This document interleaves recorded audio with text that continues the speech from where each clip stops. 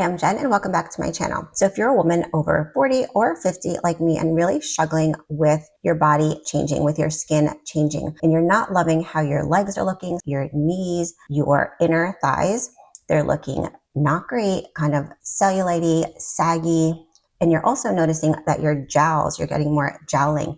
These are related, so I want to break that down for you and give you different strategies to help firm everything back up and tighten the skin as well. So a lot of you liked the arm video that I did with strategies to help tighten the skin on your arms as well as sculpt your arms. So I'm going to do a whole series for the next 5 days, come back every day, where I'm going to tackle different body parts because a lot of you have asked me about different body parts. So today we're going to focus on the front of the legs and also the jowls. As an esthetician and personal trainer, I really wanted to figure this out because I've been working out for years. You see, I have a lot of stuff here, but my skin wasn't changing. If anything, it was getting worse. I was getting more cellulite as I was getting older, and my skin was not looking great. And I really wanted to figure this out because I have a lot of clients that come in to my spa every single day that are really struggling with their bodies changing. And despite them kind of doing some really good things, taking care of themselves, they have a lack of confidence. They don't want to wear tank tops. They don't want to wear shorts. And I really just didn't want that to happen to me. I have 3 kids. I have a 6-year-old. I'm 51. I want to continue to wear tank tops, to wear shorts, to, be able to feel confident about myself as I age. So have been trying a bunch of things, researching a bunch of things, and have come up with ways that can help and that have helped me. So I want to share them with you. And it does not involve a lot of time. It doesn't involve any weights at all. Keep on watching. In this video, I'm going to give you my favorite exercises for the front of the legs, for the knees, for the inner thighs, as well as things that you can help boost circulation to help you get even better results for the skin firming and skin tightening. I'll also address different ways that I work with my clients to help them in lifting the face, to help with the jowling that you're getting as you're aging, just natural ways to increase circulation. So my time is limited and I really was looking for something that could give me results that was also quick and also that I could really do anywhere because like I said, I'm kind of all over the place. So I like to do these workouts at work. You'll see me, I do them at the park. They're just very flexible for people that have a really busy lifestyle, or if you even just don't love going to the gym or don't love working out. It just is a way for you to change your bodies without having to dedicate a lot of time. So what I found over the years is cardio, long classes, all the classes do not help in tightening the skin, in helping with cellulite, and did not help at all for my knees. So also I've tried weight training over the years, all different types of weight training classes, boot camp classes with a lot of weights. I started incorporating heavy weight training and none of it was really helping my skin look any better. But what I researched and when I was really going down the rabbit hole of trying to figure out aging skin and what's happening and why our knees are looking so bad, I discovered that the way we sit and we stand, most of us are doing it wrong. And when I was taking different courses on fascia release and fascia sculpting, I really learned a lot about how our posture and how we're sitting is influencing how our body is looking. So specifically around the knees. So this is the number one thing that most of us are not doing, I was not doing, or being aware of that can really help our legs look a lot better. Would be 1, watching your posture. So how you stand and sit. When you stand, you want to not lock out your knees. And so that restricts blood flow, and everything is about blood flow and circulation as we get older. I'm all about blood flow and circulation. It just makes our skin look so much better. That's why in a facial, we do a lot of facial massage, manipulation of the skin and the tissue and the muscle to help just increase blood flow and circulation, which gives a nice glow and plump to the skin. And so when you're consistent with this, your results are really good. And the same thing with the body. You want to continually increase that blood flow and circulation and avoid things that are kind of stopping it or cutting it off. So crossing your legs, try to be very aware of not crossing your legs and not standing with your knees locked. You also want to try and avoid leaning over into one hip. You're kind of off balance. So that's another problem. You want to kind of try and be balanced, feet hip width apart. I'm really trying to be aware of those things. I mean, crossing your knees in general is not good for your knees either. I've had physical therapists over the years always push into my head, stop crossing your knees. It's so bad for your knees to cross your legs like that. So that's a double bonus, is it's going to be better for your knee health. And a lot of us have knee struggles as we age. Even if you had a vibration plate, one of my clients, her husband has a really bad lymphedema. So the doctor prescribed him a vibration plate. So he is prescribed to have the vibration plate while he's seated, to have his feet on the vibration plate. So a lot of you are getting into vibration plates. I talk about mine. I use mine in my bathroom because it's just easier for me when I'm brushing my teeth, when I'm washing my face in the morning and at night, to stand on the vibration plate when I'm doing my hair. But also it might be good to have one if you sit a lot under your desk, because that is going to just help with your blood flow and circulation. Number 2 thing would be micro movements, as I call them, just things that you are constantly kind of moving. So you're not just sitting still all the time, and you're not just, when you're standing, you're not just standing still all the time. So be aware, move your legs around, and continually, even if you did like a rocking, which I still do, the baby rock, right? When you used to hold the baby and you're like online somewhere and you're kind of like doing the baby rock, I still do the baby rock. And some woman said something to me like, oh, you're doing the baby rock. And I'm like 51. And I still kind of like am always just doing the rock, but I do lock my knees out. So trying to be more aware of, trying to like always be a little bit moving and not locking my knees and not crossing my legs when I sit, which that is so hard. So a lot of you liked the little arm ideas that I gave you to help increase blood flow and circulation, because like I said in that video, go watch if you haven't seen it. If we're sitting all day, like a lot of us are, or me, I'm doing facial, so I don't have a lot of arm movement, and I probably have more than most of you that are having desk jobs and just on a mouse or typing all day. So that really restricts our blood flow when our arms are bent like this. So that's not helping our arms look better. It's causing a blockage, which is, not helping with the blood flow and circulation. So same with our legs. So ideally we want to sit, with our legs flat, and of course, our shoulders back and stuff, but that isn't always possible. So if you're sitting and you don't want to stand, you can do these little pumps, okay? Coming up on your toes and pump. If you're standing, which is great, sitting isn't ideal, but you can't also be standing all day. Just going from this for 8 hours a day and now just standing, you're still not moving, okay? Because you're still in one spot like this. Okay, you want to be more aware of increasing your blood flow and circulation and moving around, and try and just stay with your feet neutral and your legs for sure not locked. For me, I have a tendency to lock my legs when I'm standing, and that cuts off the blood flow. So you need to have a slight bend in your knees, and then don't stand like this with your legs crossed or to the side, because those are all causing imbalances. So you want to also do these little leg pumps, okay?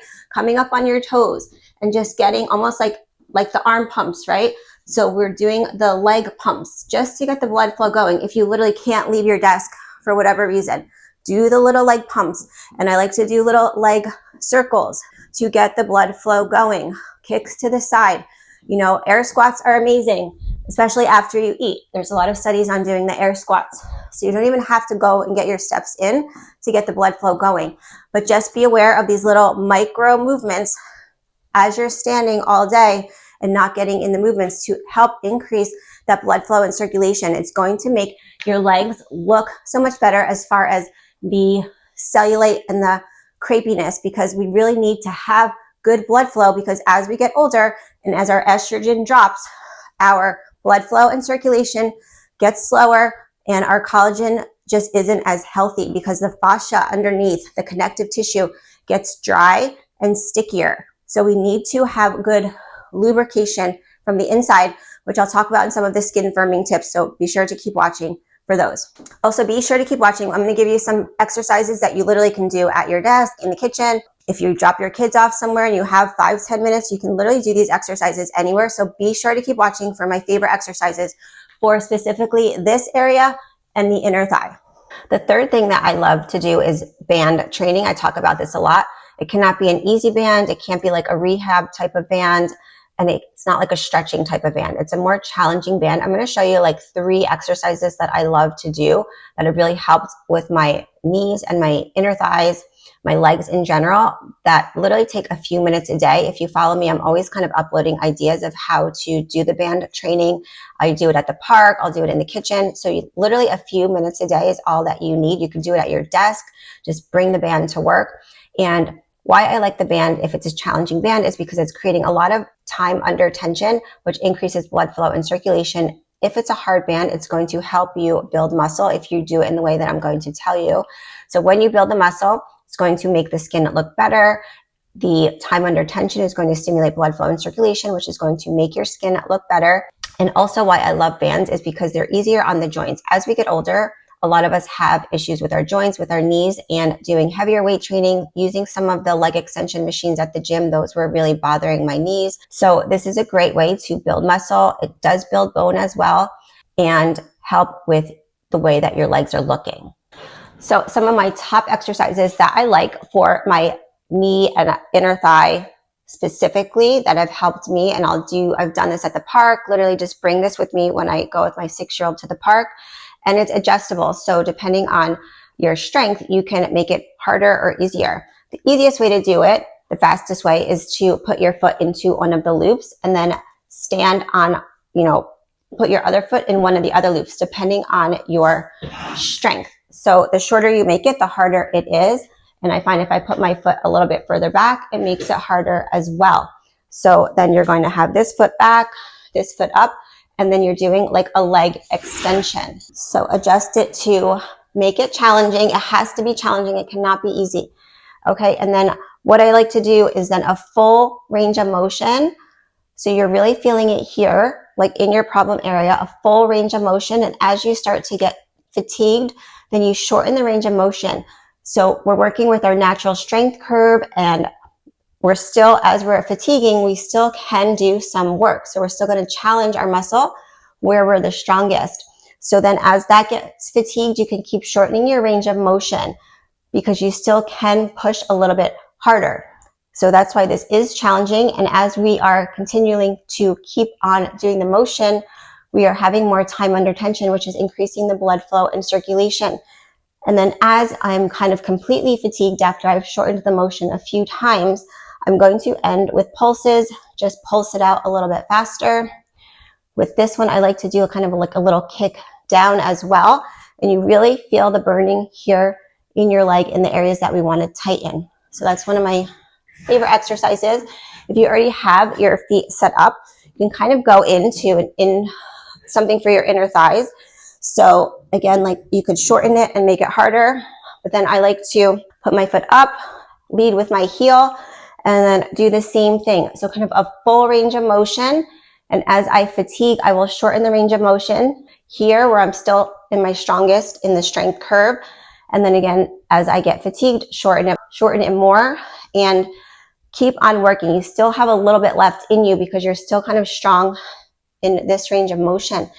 And then keep on shortening it. And then as you're kind of really getting fatigued, pulse it out.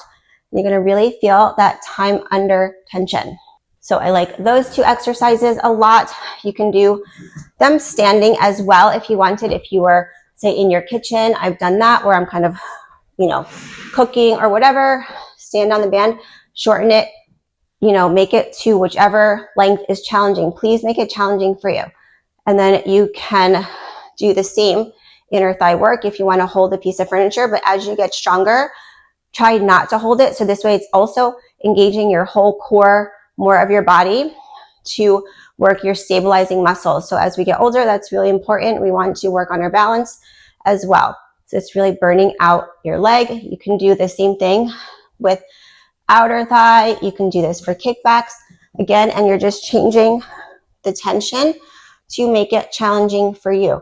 A few minutes here and there throughout your day, bring it with you to work, do it under your desk, do it at lunchtime. It's just literally a few minutes. It's super challenging, but it's going to give you really good results in increasing that blood flow and circulation to help to build the muscle and tighten the skin. So give it a try and let me know what you think.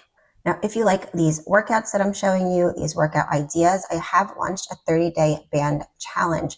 And there's two different options. So if you are liking all the skin firming tips that I'm giving you, then there's an option of workouts plus skin firming and nutrition tips that have helped me along the way. So those are skin videos where I show you different strategies to help in lifting your skin, boosting circulation, helping with puffiness, all different things in video formats where I kind of walk you through things that I do. Or if you want only the workouts, there's a workouts only option as well. So check out the link below and you can learn more about the 30-day Firm and Glow Band Challenge.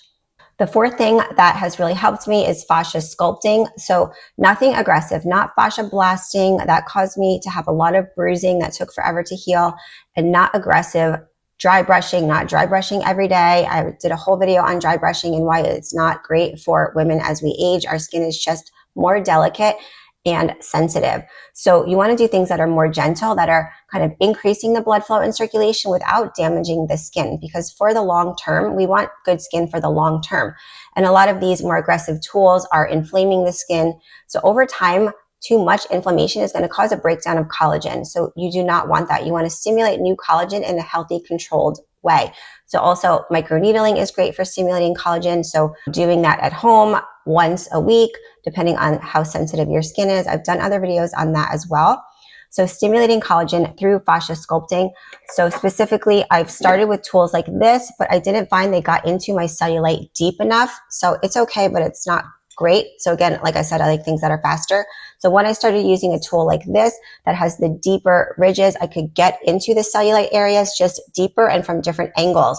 So I've talked about that in other videos as well. There's a free guide down below of the way that I like to do my fascia sculpting that helps with cellulite and skin tightening, but it's backed by science, the way that you would kind of break up the cellulite, release those fascia adhesions, the bands that are pulling down, making your skin look dimply, and also a specific way to do the protocol that helps to hydrate your skin from the inside. So as we get older, our fascia is more stiff and tight because of our lack of hormones, lack of estrogen.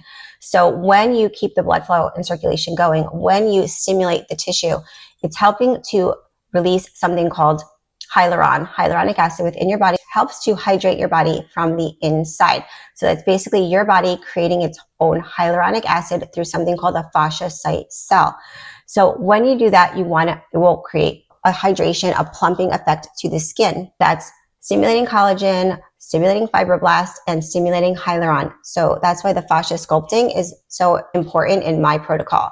Then using my wooden tool. Wood is very close to bone, so I like that as well, using a wooden tool, and then doing the fascia sculpting, so doing the strumming, doing the circle lifts to help create collagen, and then doing shearing or zigzag and drag, as I call it, across my problem areas to create new collagen and create that hydration from within by stimulating the hyaluron or hyaluronic acid. Speaking about hydration, the fifth thing that's really important that a lot of women, especially as they age, overlook is hydrating topically. Now, there's two specific products that I like. I'll just link them below. I use them in my med spa. I sell them at my med spa.